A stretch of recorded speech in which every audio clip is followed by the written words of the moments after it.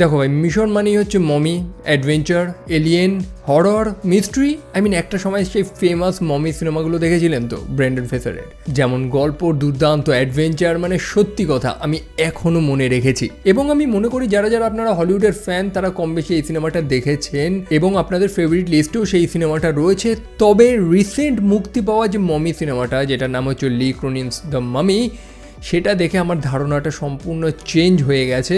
Because যে চড়াচড়িত adventure দেখে আমরা অভ্যস্ত, সেটা থেকে সরে এসে এবার কমপ্লিট একটা হরর টার্ন নিয়েছে। সত্যি বলতে আমি প্রস্তুত ছিলাম না, আমি একদমই এক্সপেক্ট করিনি। মানে দ্য মামি বলতে আমরা যেটা বুঝলাম যে সেই অ্যাডভেঞ্চার, থ্রিল, কমেডি। তবে এই সিনেমাটার প্রথম 10 থেকে 15 মিনিট দেখার পরে আমি বুঝে গিয়েছি যে না, এটা সেই আগের না, বরং এটা অনেক ডার্ক, কিছু অস্বস্তিকর সিন রয়েছে, গায়ে কাটা দেওয়ার মতন কিছু মুহূর্ত রয়েছে। আমরা আগের যে মামি কয়েকটা সিনেমা দেখেছিলাম, ইভেন টম ক্রুজেরও একটা যে মামি সিনেমাটা রয়েছে, সেগুলোতে রয়েছে কিছু অ্যাডভেঞ্চার, একটু ফ্যামিলি ফ্রেন্ডলি কন্টেন্ট রয়েছে সেগুলোতে। সেই পুরনো সিনেমাগুলো দেখে অনেকটা ইন্ডিয়ানা জোন্স টাইপ ভাইব আসে। যারা যারা বিশেষ করে অ্যাডভেঞ্চার পছন্দ করেন তাদের তো একদম মাস্ট ওয়াচ সিনেমা যেগুলো।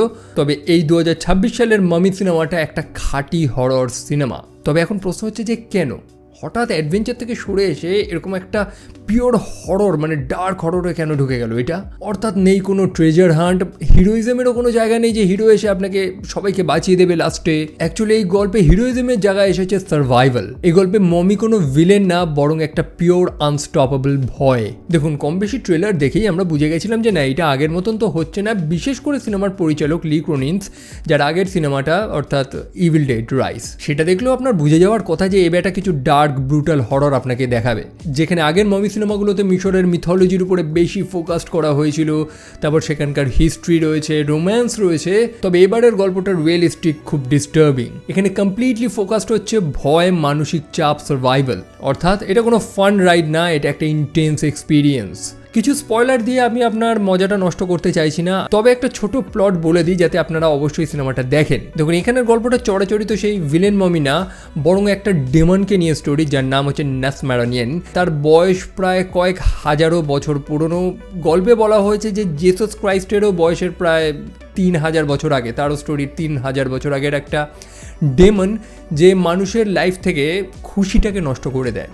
মানে সে চায় যে একটা অন্ধকার বিরাজ করুক, একটা স্যাডনেস চলুক সব কিছুর মধ্যে, এবং সেটাই করে। সম্পূর্ণ খুশির একটা নগরীকে সে গিলে খায়। তবে একটা সময় মানুষেরা, মানে সেই সময়ের মানুষেরা কিছু রিচুয়ালস করে তার সারা শরীর ঢেকে দেয়। মানে তার শরীরে যে কাপড়টা জড়ানো রয়েছে তার মধ্যে কিছু মন্ত্রসন্ত্র করে তাকে কোনোভাবে আটকে দেয় যাতে সে বেরোতে না পারে। বলে একটা জিনিস আপনাকে মনে রাখা প্রয়োজন যে সে একটা ইভিল স্পিরিট বা একটা ডেমন, যার মৃত্যু নেই। আপনি তাকে কন্টেইন করে রাখতে পারবেন, আপনি তাকে আটকে রাখতে পারবেন, ব্যাস এইটুকুই। আর বাকিটা ট্রেলার দেখে তো আপনার বুঝে যাওয়ার কথা।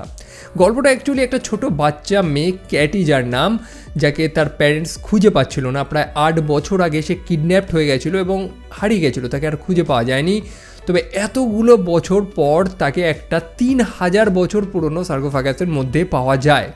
বুঝতে পারছেন? প্রত্যেকে খুবই কনফিউজড, তার পিতামাতাও, যে এই ছোট বাচ্চাটা এতগুলো বছর মধ্যে এত পুরনো একটা সার্কোফাগাসের মধ্যে করছিলটা কি? ওয়েল, বা আমার ভালোবাসা সেই মেয়েকে তো তারা ফিরে পেয়েছে এতগুলো বছর পর এবং তাকে বাড়ি নিয়ে যায়। আর সেখান থেকেই হরর শুরু হয় সেই ডেমনের। এবার ডেমনের সাথে এই বাচ্চাটার লিঙ্ক কী সেটা আমি অবশ্যই বলবো না, কারণ এটার জন্য আপনাকে স্টোরিটা দেখতে হবে। তাহলে বুঝলেন তো কেন এই মামি মুভিটা আলাদা। এখানে কোনো ফান অ্যাডভেঞ্চার নেই, এখানে হিরোর জায়গায় রয়েছে আসল মানুষ। গল্পটা অনেক ডার্ক এবং সিরিয়াস, এবং এটা কোনো সিনেম্যাটিক স্পেকট্যাকেল না, বরং একটা পিওর সাইকোলজিক্যাল হরর। মানে বলতে গেলে আগের মামি মুভিটা যদি একটা রাইড হয়, এটা হচ্ছে একটা পিওর নাইটমেয়ার। তো এই সিনেমাতে আপনি পাচ্ছেন কি? অবভিয়াসলি একটা ডার্ক এবং সিরিয়াস স্টোরি এবং ভর্তি jump scare. I mean, horror মুভিতে যদি জাম্প স্কেয়ার না থাকে, অর্থাৎ সেই মুহূর্তগুলো যখন আমরা বুঝতে পারছি যে কিছু একটা হবে, আমরা স্টিল চোখ খুলে বসে রয়েছি ভয় পাওয়ার জন্য। এবং অফকোর্স গোর, ব্রুটাল এলিমেন্ট, কাটা ছেঁড়া রক্ত, এই টাইপের জিনিস। মানে অনেকেই আছে এগুলো দেখে ডিস্টার্বিং ফিল করে, তাদের জন্য একদমই না এই সিনেমাটা। এবং আপনি যদি এটাকে আগের মতো একটা light comedy, heroism, family entertainment ভেবে যদি এক্সপেক্ট করে থাকেন, তো আপনি অনেক বড় ভুল করেছেন। মানে সাবধান করছি যে আমার মতন ভুল করেন না আবার।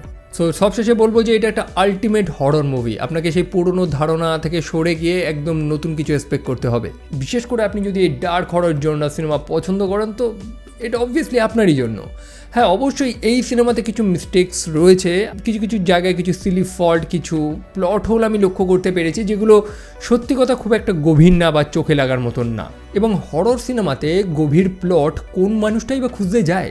সো এই ছিলই বলার, আশা করি বুঝতেই পেরেছেন যে আমি এনজয় করেছি এই সিনেমাটা, এবং আশা করি আমার মতন বহু হরর মুভি ফ্যান যারা আছেন তারা মিস করবেন না এই সিনেমাটা। So this is it, I hope আপনাদের এই ভিডিওটা ভালো লেগেছে। অ্যান্ড বাই দ্য ওয়ে, আমাকে সোশ্যাল মিডিয়াতে ফলো করতে ভুলবেন না, লিঙ্কগুলো কিন্তু দিয়ে দিচ্ছি ডিসক্রিপশনে। অ্যান্ড চ্যানেলটা সাবস্ক্রাইব করতে ভুলবেন না, শেয়ার করতেও ভুলবেন না, জানেন কাকে শেয়ার করতে হবে। সো বিদায় নিচ্ছি, দেখা হচ্ছে আপনাদের সাথে পরের আর একটা ভিডিওতে। চলো, টেক কেয়ার অ্যান্ড বাই।